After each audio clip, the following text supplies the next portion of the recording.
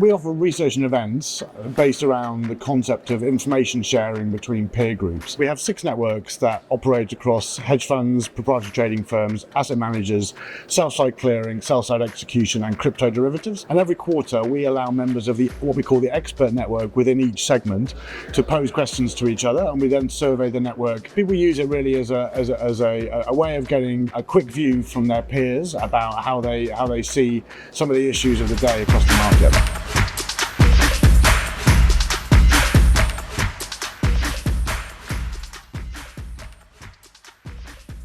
Has the network of senior executives stayed consistent? In different markets, there's different levels of churn. So, for example, our proprietary trading market, where we have a near 100% coverage in Europe and a growing coverage in the US and Asia, there's very little churn in those markets because it tends to be owner managers that are part of our networks. Obviously, if you move to the sell side, there's a little bit more churn. But what we find is when people move roles, they tend to drop us an email when they appear in the next role they're at. But obviously, we're adding new people across our segments on a continual basis, so we maintain the coverage. And for larger firms, we typically have 2 or 3 people, often based in different jurisdictions or operating in different, overseeing different teams.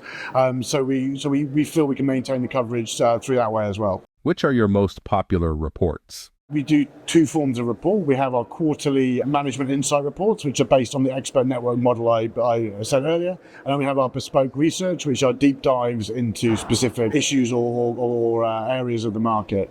In terms of most popular, I think we see a lot of interest in regulation in our quarterly reports, not necessarily purely about how firms are approaching specific regulations, but often a way of expressing not necessarily outrage, but a way of highlighting the levels of regulatory change that some firms are facing. So, especially in the proprietary trading community in Europe, where the regulatory burden has grown exponentially, we see a lot of people use our reports to highlight the sheer scale and the extent of the burden they face. So those ones tend to do very, very well as well. How do you pick issues to address? A lot of the questions we ask are user-generated, so people come to us for the questions for the quarterly surveys. But then we work with the market and clients. Some issues are very obvious. Some you have to dig a little bit deeper to really understand and get the measure of. But there's enough going on in this market at any one point to have a choice of issues. But we try and follow where we see the most interest and the most money flowing in the market.